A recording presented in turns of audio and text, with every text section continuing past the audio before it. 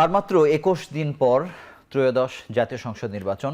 জটিলতা ছাড়াই আজকে প্রতীক বরাদ্দ শেষ হলেও আচরণবিধি লঙ্ঘন, জোটের টানাপোড়েন, আইনশৃঙ্খলা নিয়ে নানা প্রশ্নের মধ্যেই কাল থেকে শুরু হচ্ছে আনুষ্ঠানিক প্রচারণা।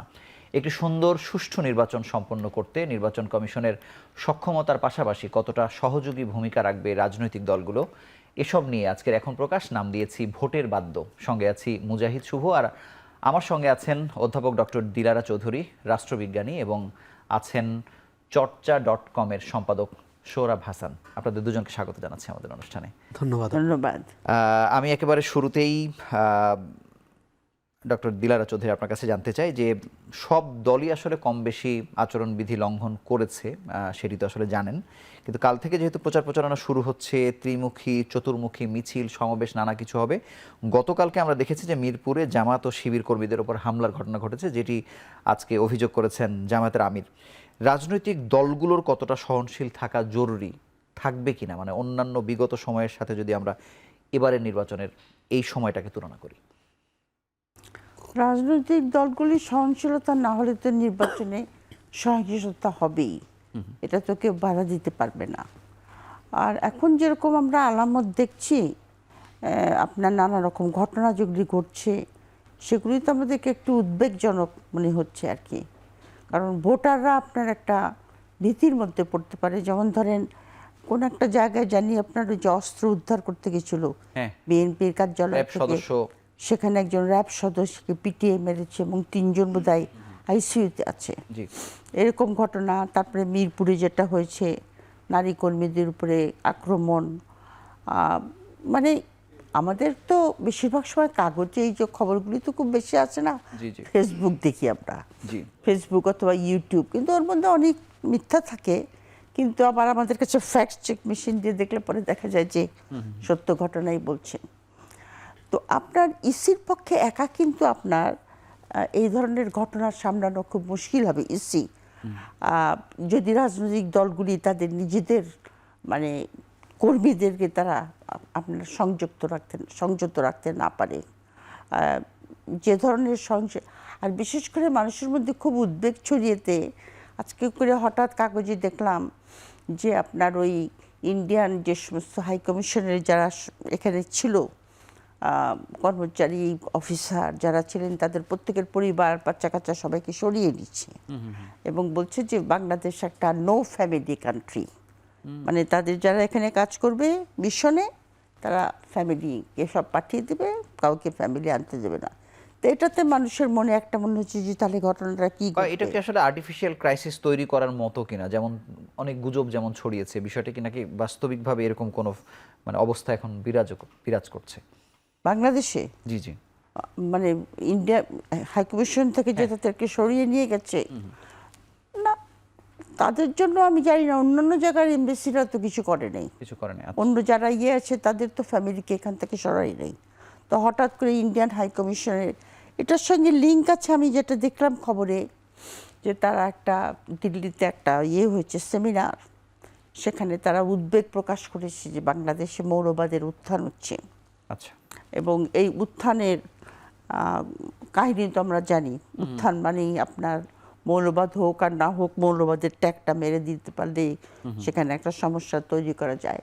তারপরে এটাও দেখলাম নিউজে, এটা ঠিক কিনা জানি না, যে শেখ হাসিনা কালকে নাকি আপনার প্রেস কনফারেন্স করবে দিল্লিতে। আমরা শুনছি আর কি, তো দিল্লিতে সরাসরি সামনে আসবেন, এরকম সরাসরি সামনে আসবে, প্রেস কনফারেন্স করে উনি কি বলেন সেটার উপর নির্ভর করে তো আমাদের দেশে অনেক কিছু ঘটতে পারে।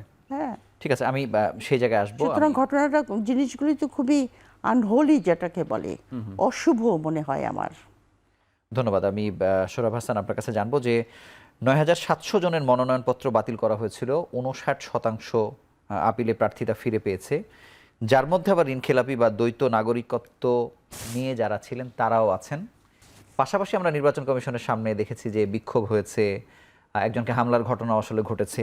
মানে এই যে এত শতাংশ প্রার্থীতা ফিরে পাওয়া, আবার তাদের আবার অভিযোগ আছে, মানে বিষয়টি অনেকটা আপোষ, প্রেশার, বা নির্বাচন কমিশন হয়তো না পারতে ঝামেলা এড়ানো, বিষয়টিকে কিভাবে দেখছেন?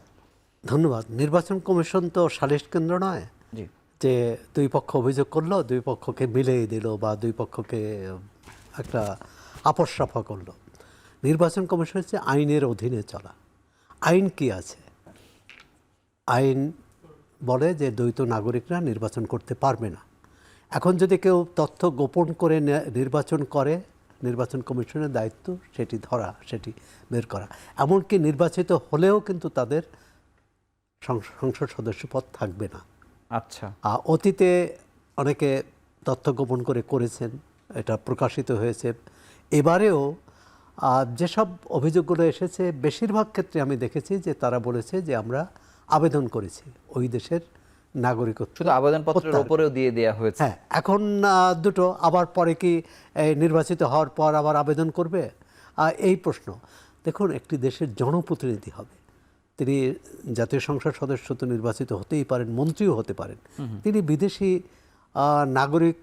নাগরিকত্ব নিয়ে এটা করবেন, এটি নৈতিকতার দিক থেকেও খুবই গর্হিত কাজ। এবং এই দেশের প্রতি তার আনুগত্য, এই দেশের জনগণের প্রতি তার কতটা আনুগত্য সেটাও প্রশ্ন, কারণ আনুগত্য এখানে ভাগ হয়ে একটা প্রতারণা দিয়ে তিনি শুরু করলেন যাত্রা আর কি। একটা হলো ধাপ্পা দিয়ে জনগণকে এই কাজ যাত্রাটা শুরু করলেন। আর আমাদের রাজনীতি, যেমন এর আগে বলছিলেন, আপাও বলছিলেন যে একটা শঙ্কা, এখন এই শঙ্কাটা কেন আসে?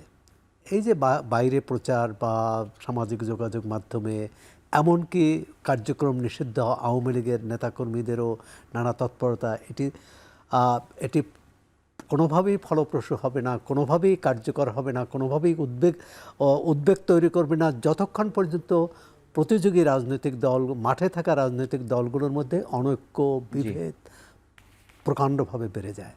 এবং তাদের মধ্যে ইতিমধ্যে দেখেন যে একে অন্যের প্রতি কেউ স্বৈরাচারের দোসর, কেউ স্বৈরাচারের মতো আচরণ করছে, এরকম অভিযোগও করছে।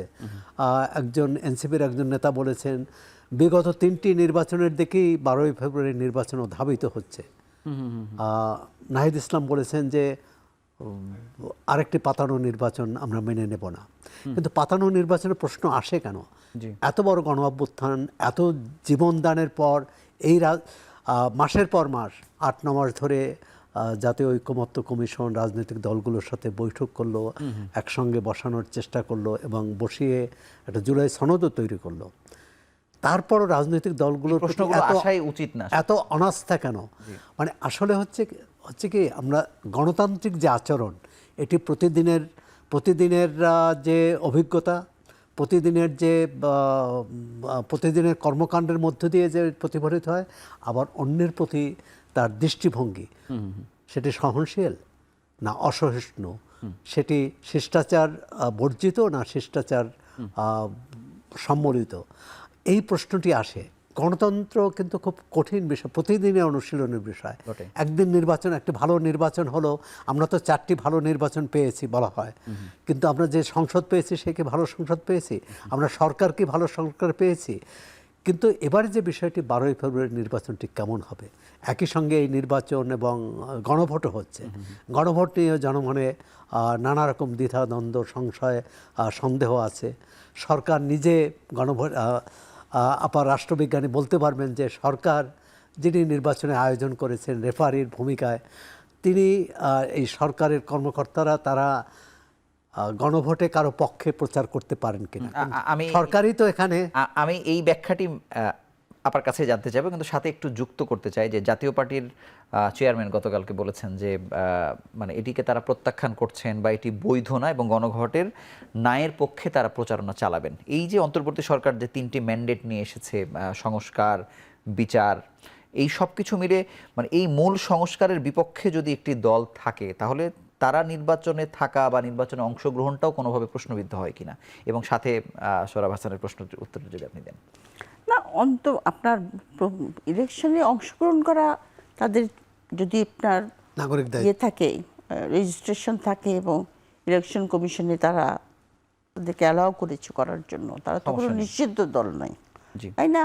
এবং তারা বলতেই পারে যে এটা আমাদের স্ট্যান্ড, এটা আমরা মনে করি যে এটা হলে পরে দেশের জন্য খারাপ হবে, জনগণ সেটা মনে করবে, ডিসাইড করবে কী করবে। কিন্তু সমস্যা গণভোটের হলো যে আপনার সরকার গণভোটের জিনিসটাকে একদম একটা মানে প্যাকেজ হচপচ করে ফেলেছেন। হচপচ কথাটা বাংলা বলতে পারলাম না, এলোমেলো। এলোমেলো করে ফেলেছে। কারণ আমি কোনোদিন শুনি নাই যে কোনো দেশে গণভোট আর পার্লামেন্টারি ইলেকশন একসঙ্গে হয়, একদিনে হয়। এটার পক্ষে তো কতজন যুক্তি তুলেছে, এই তর্ক তো আমরা এখানে বসে কত করেছি আর কি। না, আগে এই হবে না পরে যুক্তিটা হবে। কি আগেই তো হওয়ার কথা। জি। গণভোট হলো হ্যাঁ না, এটা আগে হবে, আগে হয়ে আমরা ঠিক করব যে জুলাই চার্টারটা আমরা চাই কি না চাই। সিম্পল জিনিস, তাই না? এই চার্টারটাকে আপনি একসঙ্গে দিয়ে এবং ৩-৪টা করে আপনার দিয়েছেন, আপনার হ্যাঁ না মানে প্রশ্ন, বা আপনি এটাতে এবং এক একটার রাজি আছেন মধ্যেও অনেক কিনা। সাব পয়েন্ট আছে। সাব পয়েন্ট আছে, আর আমি একটা না করলে সব না হয়ে যাবে। তোর মধ্যে তো একটা জিনিস তো আমার কাছে খুবই মানে লেগেছে, মানে দ্বন্দ্ব লেগেছে। সেটা হলো যে আপনার মেয়েদের যেটা রিপ্রেজেন্টেশনের কথা বলছে, মেয়েদের বাড়ানো হবে, কিন্তু কোনো রকম ঠিক কীভাবে বাড়ানো হবে, কেন, কত, একটা 5% না 10%, কোনো স্পেসিফিক কিছু নাই, বুঝলেন? তা আমি যদি ওইটাই না বলি তাহলে সব কিছু না হয়ে যাবে। তো এইখানেই আপনার গণভোটের আর একটা জিনিস হলো যে আমাদের দেশের লোকজন আপনার 15 বছর ধরে ভোট দেয় না, প্রথম কথা। দ্বিতীয়ত আমাদের বেশিরভাগ লোকই আপনার এটা নিয়ে একটু সব মধ্যে পড়েছে, মানে কনফিউশন। কারণ আমার বাড়িতে যে মেয়েটি কাজ করে, সে আমাকে জিজ্ঞাসা করেছিল যে এইবার নাকি 2টা ভোট দিতে হবে। আমি বললাম হ্যাঁ। বলে কি তাহলে কি ওই ব্যালটের মধ্যে 2টা লোকের ভোট দেবো? আমি বললাম না না, যখন একটা গোলাপি বাক্স থাকবে ওই বাক্সটার মধ্যে হ্যাঁ ভোট দিও। এবং এটা তো আরো কত রকম চিন্তা মানুষের মাথায় আসতেই পারে। হ্যাঁ, এটা তো মানে এটা একটা মানে আমি তো বুঝতে পারলাম না ভোট যে চলে আসলো কিন্তু এগুলো পরিষ্কার করা হয় না। এই জাতীয় সিদ্ধান্ত কারা দিল, এটা তো আমি বুঝে পাই না। কারণ আলী রিয়াজ সাহেব আপনার উনি মানে সহসভাপতি, তারপরে ওখানে এত এক্সপার্ট, এত কিছু থাকা সত্ত্বেও উনি আমেরিকায় এতদিন পড়িয়েছেন। মানে গোটা ওনার তো দেশই তো গণভোট আসলে এই সম্বন্ধে আলোচনা সবচেয়ে বেশি হচ্ছে। আইডিয়া থাকা উচিত ছিল। উনি জানেন না যে ক্যালিফোর্নিয়ার স্টেট যেটা আমেরিকায়, সেই স্টেটে আপনার যে কোনো ল যদি পাস করে, ওদের স্টেট যেটা আছে লেজিসলেচার, সেটা যে আইনসভা যদি পাস করে এবং জনগণ যদি বলে যেটা আমরা মনে করি যে এই আইনটা আমাদের জন্য ঠিক নয়, তখন তারা একটা গণভোট দেয় এবং লোকে ভোট দিয়ে বলে যে না এটা ঠিক আছে, মানে এটা আসলে না আছে। অনেকটা দলীয় স্ট্যান্ডের মতো হয়ে গেছে যে তুমি তো যেহেতু উনি বলছো আগে। ওনার মতো লোক গণভোটকে 2টার সঙ্গে জড়িয়ে কেন দিলেন, এটা আমার একটা মাথায় ঢোকে না। সেই প্রসঙ্গে আসবার ছোট্ট একটু বিরতি নিয়ে ফিরছি। দর্শক, আপনারা দেখছেন এখন প্রকাশ।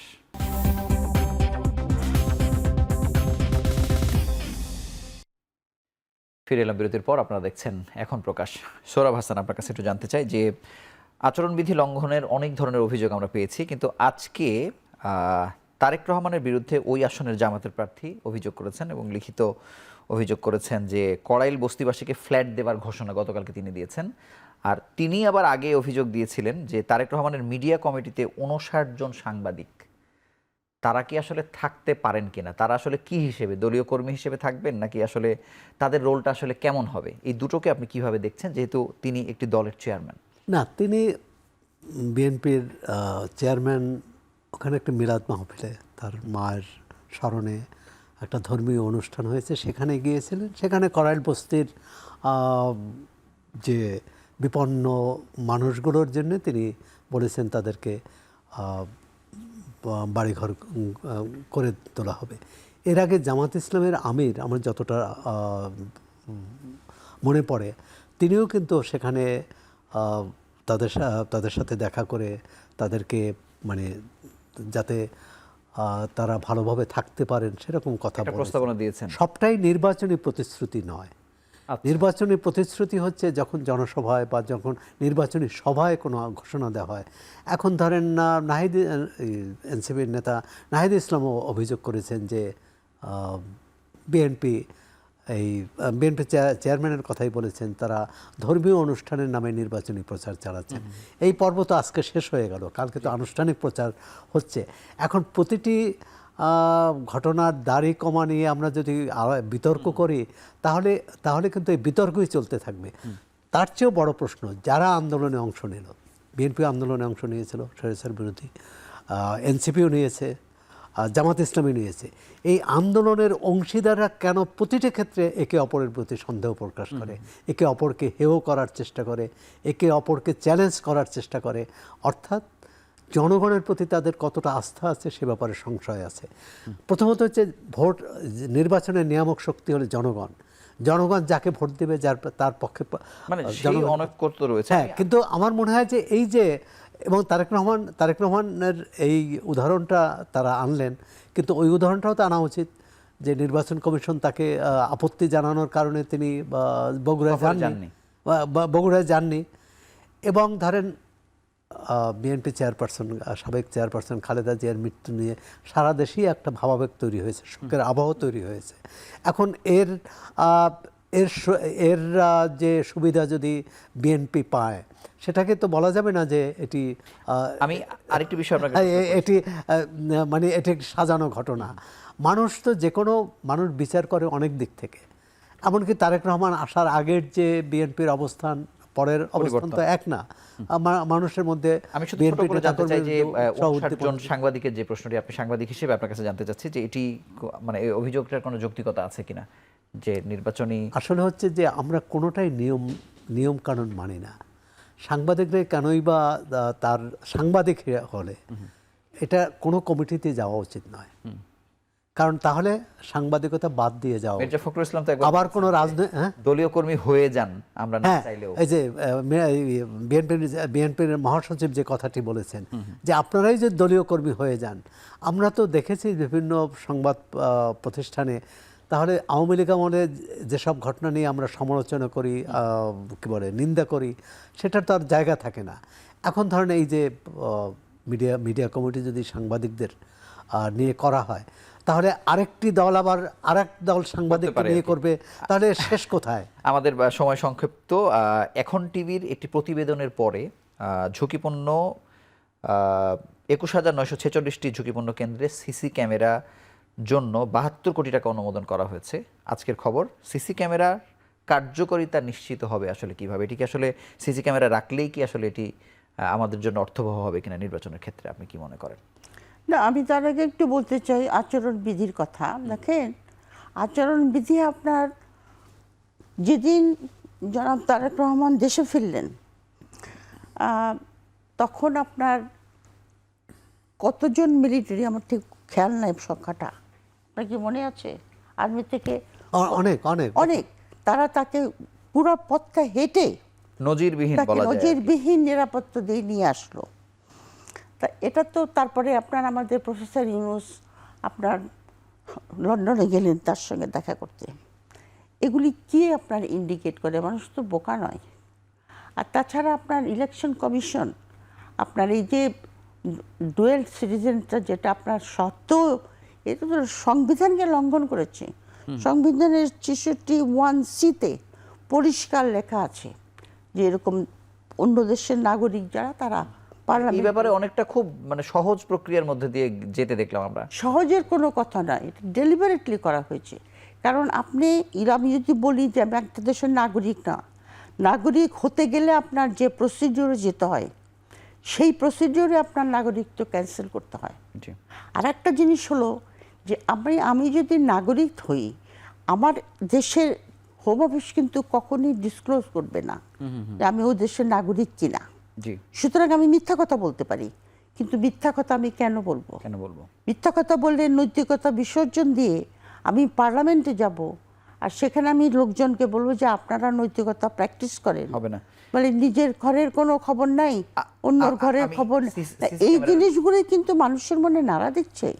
ইলেকশন কমিশনের এই যে একটা ডিফল্টার, ব্যাংক ডিফল্টার, একজন ডিফল্টার আপনার 1700 কোটি টাকা তার ব্যাংকে লোন আছে, এবং ইলেকশন কমিশনের লোকটা বলছে যে টাকাটা দিয়ে দিয়েন, আর বলছে মনের মধ্যে, বুকের মধ্যে কষ্ট নিয়ে আমি এই সমস্ত দেখলে পরে না, সত্যি সত্যি আমার মনে হয় যে আমরা মানে আমাদের কি প্রহসন করা কি কোনোদিনই থামবে না।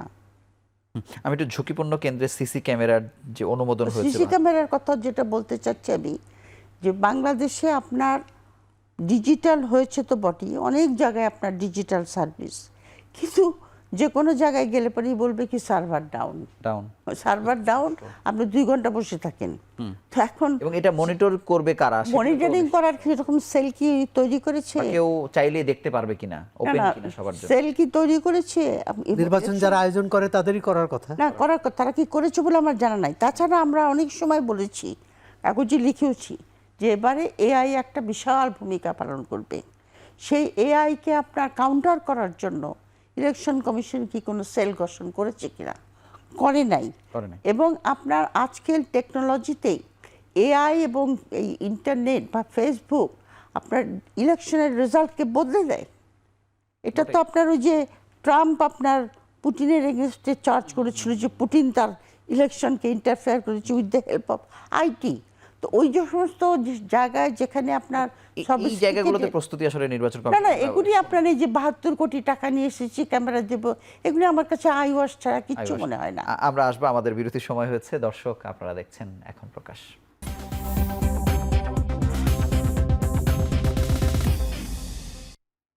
ফিরে এলাম বিরতির পর, আপনারা দেখছেন এখন প্রকাশ। সোহরাব হাসান, আপনার কাছে জানবো যে ইশতেহার দুটি দল যদি আমরা শুধু বলি, বিএনপি বা জামাতের পক্ষ থেকে, বিএনপির দিক থেকে ফ্যামিলি কার্ড, কৃষক কার্ড, নতুন নতুন প্রতিশ্রুতি দেওয়া হচ্ছে। আবার জামাতের পক্ষ থেকে শিশু ও বয়স্কদের চিকিৎসা ফ্রি, প্রথম 3 বছর শিল্পে গ্যাস, বিদ্যুৎ ও পানির বিল না বাড়ানোর প্রতিশ্রুতি। মানে ইশতেহারগুলোকে আসলে মানুষকে ঠিকমতো কানেক্ট করতে পারছে কিনা এবার, বা কোনটা আসলে যুগোপযোগী মনে হচ্ছে, বাস্তবায়ন প্রক্রিয়া কেমন, বা বাংলাদেশে তো আসলে ইশতেহার না মানার প্রতিশ্রুতিগুলো আসলে মানতে আমরা দেখি না। এটা না মানলেই আসলে কি হয়? না, তারপর তো প্রতিশ্রুতি থাকে, নির্বাচনী ইশতেহার থাকে, জনগণের কাছে যায়। তবে অনেক ক্ষেত্রেই কিন্তু অতীতে অনেক প্রতিশ্রুতি মানেনি, কিন্তু অনেকগুলো আবার মানাও হয়েছে। যেমন বিএনপি একসময় বলেছিল দ্বাদশ শ্রেণী পর্যন্ত, দ্বাদশ বা দশম শ্রেণী পর্যন্ত মেয়েদের শিক্ষা ফ্রি। তো সেটা তো পালন করা হয়েছে। আপনার আওয়ামী লীগ ঘরে ঘরে চাকরি দেওয়ার কথা বলেছিল, তো ঘরে ঘরে চাকরি হয়নি। কিন্তু যেটা করেছে আওয়ামী লীগের যে একটা প্রতিশ্রুতি যদি বলেন যে চুরি দুর্নীতি হয়েছে, বিদ্যুৎ সংকট অনেকটাই তারা কাটাতে পেরেছে। এরকম জামাত ইসলামের ওই ধরনের পরীক্ষায় আসেনি, এবারই তাদের এবারই প্রথম। সেক্ষেত্রে জামাত ইসলামী, এটা বলবো যে জামাত ইসলামী তো একটি ইসলামী দল, মানে ধর্মভিত্তিক দল, কিন্তু তাদের নির্বাচনী প্রতিশ্রুতি, নেতাদের ভাষা ভঙ্গি, বক্তৃতা বিবৃতিতে কিন্তু ধর্মের চেয়ে জনকল্যাণের কথা বেশি। এটা আমি মনে করি যে ইতিবাচক। এখন কতটা পারবে, যেমন বিএনপির পক্ষ থেকে বলা হয়েছে যে 1 কোটি লোককে চাকরি দেবে 5 বছরে, 1 কোটি। জামাত ইসলাম বলছে যে 50 লাখ। তাই এই নিয়ে বিতর্ক হবে, মানুষ বলবে যে 1 কোটি লোককে চাকরি দেওয়া সম্ভব কিনা। আর ফ্যামিলি কার্ড কিন্তু আগেই ছিল, আওয়ামী লীগ সরকার এখনো কিন্তু ফ্যামিলি কার্ড আছে যাদেরকে কম পয়সায়। নতুন কিছু কি দেখেন দুটি দলের কথা যদি আমি জিজ্ঞেস করি, একেবারে নতুন মানে ইতিবাচক হচ্ছে যে দুটি দলই এটা বুঝেছে যে এই রাজনৈতিক বাগাড়ম্বর অথবা দলীয় নীতি, কর্মসূচি, নেতাদের নাম, ছাত্র সংসদ নির্বাচন, নেতাদের ভাবমূর্তি, এটি ভোটার টানতে খুব কার্যকর হবে না। কারণে জনজীবনের যে সমস্যা প্রধানত, বিশেষ করে বেকারত্ব, এটি দুই দলই কিন্তু সামনে এনেছে। আমাদের সময় কম। আরেকটি হচ্ছে যে অর্থনৈতিক, যেটি বিএনপি এটার উপর জোর দিয়েছে, এখনো তারা নির্বাচনী ইশতেহার প্রকাশ করেনি, যে অর্থনৈতিক কাঠামোটা শক্তিশালী করা, ব্যবসা বাণিজ্য, শিল্পায়ন, যেটি অনেকদিন ধরে স্থবির হয়ে আছে, এটার উপর জোর দিয়েছে। তরুণদের, এটি সবাই দিয়েছে, জামাত এবং এনসিপি তো দেবেই, অনেকগুলো বিষয় ইতিবাচক। কিন্তু এটা বাস্তবায়ন করার ক্ষেত্রে কি সেখানে যদি দেখা যায় যে 10 টাকার জায়গায় 6 টাকাই লোপাট হয়ে গেল, 4 টাকা জনগণ। আপনার কাছে একই বিষয়ে মূল্যায়ন একটু জানতে চাই, দু দলের ইশতেহারকে আপনি কিভাবে দেখছেন? আপাতত ছিলেন কালকে, আমি কালকে ছিলাম জামাতের যে সামিট ছিল সেখানে। কিন্তু যে কথাটা সৌরভ বললেন সেটা হলো যে জামাতকে যে একটা ধর্মভিত্তিক দল হিসাবে, মৌলবাদী হিসাবে ইন্ডিয়ানরা জিকির তুলেছে, সেটা আমি দেখলাম না তাদের। এমনকি আমিরের যে বক্তৃতা ছিল, ওনার বক্তৃতাতে উনি ওখানে প্রায় 40টা দেশের প্রতিনিধি ছিল, এবং আমি দেখছিলাম তারা নোট করছে। এবং তাদের যে আপনার গভর্নেন্স, তারপরে ইকোনমি, তারপরে এগুলোর উপরে তারা নোট নিল দেখলাম আমি খুব সিরিয়াসলি আর কি। এবং ইকোনমি বলেন অথবা গভর্নেন্সের বলেন, সেটা বিএনপি আর আওয়ামী লীগের মধ্যে যে খুব একটা তারা নতুন কিছু একই রকম লাগলো আমার কাছে। এবং অনেকগুলি ব্যাপারে যেটা তারা বলেছে সেটা তো আমার মনে হচ্ছে যে জামাতের মধ্যে কিছু পরিবর্তন আসতেছে। এবং পরিবর্তনটা যে কারণে আমার সঙ্গে কিন্তু জামাতের কোনো সেরকম কোনো যোগাযোগই নেই, যোগাযোগ নাই। কিন্তু তারা আমাকে ওখানে ইনভিটেশন করেছে। এটা আমি মনে করলাম যে তারা শুনতে চায়, আমাদের কথা শুনতে চায় আমরা। এবং আমি নারী ইস্যুটা উঠালাম যে আপনারা কেন একটাও নমিনেশন দিলেন না, তখন তারা একটা উত্তর দিল। তো যাই হোক, এটাও তো একটা টলারেন্সের ব্যাপার যে একজন মহিলা প্রশ্ন করছে এবং তারা সেটা ইয়ে করছে, মানে মানে ইনকগনিজেন্সে নিচ্ছে। এবং এটা বলেছে যে তারা পোশাকের ব্যাপারে একজন প্রশ্ন করলো, বললো না পোশাকের ব্যাপারে যে যেটা পড়তে চায় আমাদের সেটাতে কোনো রকম কোনো ইয়ে নেই, অবলিগেশন। জামাতের ব্যাপারে যে ভীতিটা মানুষের মধ্যে আছে, এটা তারা আদৌ মানবে কিনা, মানে যেটি প্রতিশ্রুতি আদৌ মানবে কিনা, এখন কথা হলো কি শুনেন, সব জিনিসই আপনার পলিটিশিয়ানরা যখন ক্ষমতা যায় তখন তারা অনেক রকম প্রতিজ্ঞা করে আসে, কিন্তু প্রতিজ্ঞা তারা সব কিছু রাখতে পারে না। রাখতে না পারলেও তারা কিন্তু পার্লামেন্টের থ্রুতে, মিডিয়ার থ্রুতে তারা জানায় যে কেন তারা রাখতে পারলো না। কারণ তাদের ভয় একটাই থাকে যে আমরা যদি একেবারে ইশতেহারের কণা মাত্র না করি, খালি পরের বারে আমি নাই, ধাপ্পা দাও পরের বারে আমি নাই। তো ওই জায়গায় আমাদের নির্বাচনটা, যেটা নিয়ে আমাদের এখন একটা বিতর্ক শুরু হয়েছে, এটাই আমি মনে করি বাংলাদেশের জন্য সবচেয়ে একটা গুরুত্বপূর্ণ সেটব্যাকের খবর। যে একটা বিতর্কিত নির্বাচন হলে পরে আমরা যে খোলসে ছিলাম সেই খোলস থেকে বেরোতে পারবো না। এই নির্বাচনটা একেবারে কোনো রকম ছোটখাটো দু একটা থাকতে পারে, কিন্তু যে রেটে আপনার ভায়োলেন্স হচ্ছে এবং যে রেটে তারা বলছে যে আমরা মানে এই পক্ষ বলছে আমরা থাকবো ওখানে, এই পক্ষ বলছে যে আমরা ওখানে থাকবো, ভোট কেন্দ্র পাহাড়, সেটাই আশঙ্কা। এবং আমার কাছে একটা কোন টিভি জানি, দেশ টিভির একজন মহিলা, একটা ইয়াং মেয়ে এসেছিল বিকালবেলা। আমি অনেকক্ষণ বললাম যে না আজকে আমার ডাক্তারের অ্যাপয়েন্টমেন্ট আছে, বলে 5 মিনিট বলে আসলো। তো উনি নাকি একটা ছোট্ট সার্ভে করেছে ঢাকাতে, সবই আরবান, কোনো গ্রামের না।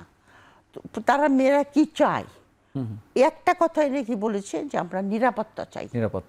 এবং নিরাপত্তার কথাটা কিন্তু জামাত, মেয়েদের নিরাপত্তার ব্যাপারে কিন্তু জামাত খুব স্ট্রংলি বলেছে। আমাদের বিরতি নিতে হচ্ছে, আমরা শেষ বিরতি নিয়ে ফিরছি। দর্শক, আপনারা দেখছেন এখন প্রকাশ।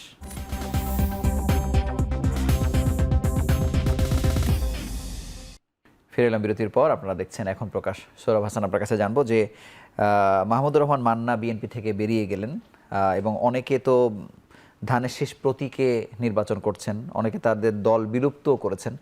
এখানে আসলে গণতন্ত্রের সৌন্দর্য আসলে হারায় কিনা, অথবা যদি আমি বলি যে বিএনপি কি আসলে তার জোটে কারা আছে বা নাই, যেহেতু সীমিত সংখ্যক তারা আসলে আসন ছেড়েছেন, মানে এটাকে কোনো বিষয়ই মনে করছে কিনা, যেহেতু সহজ জয় হয়তো। বিএনপির মতো বড় দলে তার সাংগঠনিক শক্তি যেমন বড়, সংকটও তেমনি বড়। তবে বিএনপির মধ্যে শৃঙ্খলার যে ঘাটতি প্রচণ্ড, সেটি কিন্তু প্রমাণিত হলো। শুধু নাগরিক ঐক্যের মাহমুদুর রহমান মান্নারকে মনোনয়ন বা সমর্থন করেনি সেটি না, বিএনপি বলেছিল যে, বিএনপি কথাও রাখেনি, বিএনপি বলেছিল যে যারা একসঙ্গে আন্দোলন করেছে তারা একসঙ্গে নির্বাচন করবে, ভবিষ্যতে জনগণ রায় দিলে একসাথে সরকারও গঠন করবে। প্রথমেই তো তারা হোঁচট খেলো নির্বাচনে। মন্ত্রিত্ব অফার করেছে, 300 আসনে আজকে কি অফার করেছে আমরা জানি না। এতদিন তো আমরা জানতাম যে যাই ঘটুক না কেন রাজনীতিতে, নির্বাচনী রাজনীতিতে, মনোনয়নের ক্ষেত্রে মাহমুদুর রহমান মান্না বগুড়ার একটি আসনে বিএনপির সমর্থন পাবেন, কিন্তু সেটা পাননি। প্রথমত অবশ্য তার মনোনয়ন বৈধতা নিয়ে নানা রকম সমাধান থেকে। শুধু মাহমুদুর রহমান মান্না কেন, আপনি আসামরব জেএসডির যিনি সভাপতি, তিনিও চেয়েছিলেন তার এলাকায় মনোনয়ন দেওয়া হয়। কিন্তু এই শৃঙ্খলার অভাব কি মোটা তাকে ক্ষতি করবে কি খুব বেশি, আপনি কি মনে করেন? কিছুটা ক্ষতি করবে। প্রতিপক্ষ যে জামাত জোটকে হয়তো সুবিধা দিতে পারে, আবার বিএনপি কিছু আসন হারাতেও পারে। শুধু আপনি যে বিএনপির যে বিদ্রোহী প্রার্থী হলো, আজকে তাদের সবাইকে যদিও বহিষ্কার 92 জন বহিষ্কার করলো, কিন্তু তার করতো সেটা। কর্মী সমর্থকদেরকে বাদ দিতে পারবে?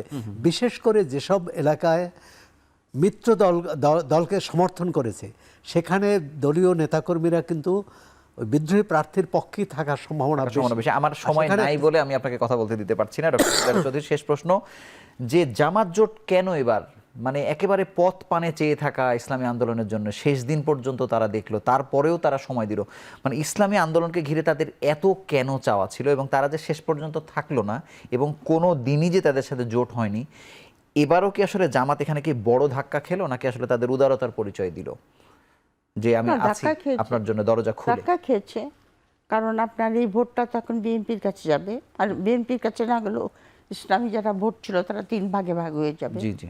সুতরাং একটা জামাতের জন্য একটা ধাক্কাই, কিন্তু সেখান থেকে জামাত রিকভার করার চেষ্টা করছে। কিন্তু যেটা জামাতের যেটা আপনার সুবিধা, সেটা হলো যে তাদের দলীয় শৃঙ্খলা খুব ভালো, যেটা বিএনপির ভিতরে নাই। বিএনপিতে আপনার 79টা সিটে আপনার বিদ্রোহী প্রার্থী দাঁড়িয়ে গেছে, এক এক জায়গায় মোর দ্যান ওয়ান। তার মানে বিএনপির ভোটটা ভাগ হয়ে যাবে। মানে সেটা আবার শরিকদের জন্য জটিল হচ্ছে আর কি। সঠিকদের জন্য যেরকম সাইফুল হকের দাঁড়িয়েছে, যেখানে এখানে প্রেডিকশন হচ্ছে যে উনি, আমি জানি না ভোটের কথা, কিন্তু ওখানে ভাগ হয়ে গেছে। তারপরে আপনার নূরেরটা ওইখানেও ভাগ হয়েছে। শিবগঞ্জের কথাটা আমি জানি, যেহেতু তুমি বগুড়ার লোক, শিবগঞ্জে মাহমুদুর রহমান মান্না দাঁড়িয়েছিল। শিবগঞ্জের যেটা যে উপজেলার যে বিএনপির যে সে বলেছে আমি নিজে মাহমুদুর রহমান মান্নার বিরুদ্ধে ভোট দেব, মানে তাকে দাঁড়াতেই দেবে না ওখানে। তো সুতরাং এই দলীয় শৃঙ্খলা না হলে কিন্তু বিএনপি না, কিন্তু মানে ইসলামী আন্দোলনকে হারিয়ে জামাত কি সুবিধা পাবে? তার কোনো সুবিধা আছে? জামাত সুবিধা পাবে যে যেখানে বিএনপির ভোট ভাগ হয়ে যাবে সেখানে জামাত যে মেজরিটি পাবে। এবং মানে যতগুলো আসনে নতুন করে আবার প্রার্থী দিতে পারলো জামাত, সেখানে কি উচ্চকক্ষে পিআর এর ক্ষেত্রে আবার জামাত কোনো সুবিধা পাবে কিনা আলাদা করে, যেহেতু তার আসন বাড়লো? না না, আসন বাড়লে পরে সুবিধা, হ্যাঁ, ভোট তো বাড়বে, ভোট কতখানি পাবে সেটার উপর নির্ভর করে তার সুবিধা পাবে। কিন্তু সত্যি কথা বলতে কি, বাংলাদেশে উচ্চ কক্ষে যে পিআর দিয়েছে এটা আমি ঠিক বুঝতে পারছি না। সত্যি কথা বুঝতে না পারলে আর বুঝবে কে? না না, বুঝতে পারছি না এই কারণে যে আপনার উচ্চ কক্ষে যখন আপনার মানে আপনার সদস্যকে পাঠানো হয়, তখন কিন্তু কনস্টিটিউশন থেকে পার্টিদেরকে লিস্ট দেওয়ার কথা যে তোমরা কেন উচ্চ কক্ষ হলো যে সমস্ত ইন্টারেস্ট গ্রুপ বা যে সমস্ত সোশ্যাল গ্রুপ ইলেকশন করে ভিতরে যেতে পারে না তাদের জন্য, তাদেরকে সুযোগ, যেমন মেয়েরা, যেমন ব্যাকওয়ার্ড, যেমন আদিবাসী, যেমন আপনার, আমি আপনার উত্তরটি পেয়েছি, প্রতিবন্ধী, এরকম কোনো লিস্ট নাই। আমি 40% আপনাদের দুজনকে অসংখ্য ধন্যবাদ চমৎকার করে বিশ্লেষণ করবার জন্য। এই আলোচনাটি আসলে হচ্ছে যে ভোটের ঘন্টা বেজে গেছে, ভোট হচ্ছে, কিন্তু তারপরে কোথায় জানি একটা শঙ্কা, অস্বস্তি। এখনো কেউ কেউ বলছেন যে নির্বাচন আদৌ হবে কিনা যদি এই রাজনৈতিক দলগুলোর মধ্যে ঐক্য সত্যিকার অর্থে না থাকে, বা কালকে থেকে যেহেতু প্রচার প্রচারণা শুরু হচ্ছে, যদি চরম অস্থিরতা তৈরি হয়, একটি অন্যরকম ঘটনাও ঘটতে পারে। তবে আমরা আশা করছি একটি সুষ্ঠু সুন্দর নির্বাচনের জন্য সারা বাংলাদেশের মানুষের যে অপেক্ষা, সেটি আসলে হবে, সেই প্রত্যাশা আজকের মতো বিদায় নিচ্ছি। ভালো থাকুন, সুস্থ থাকুন।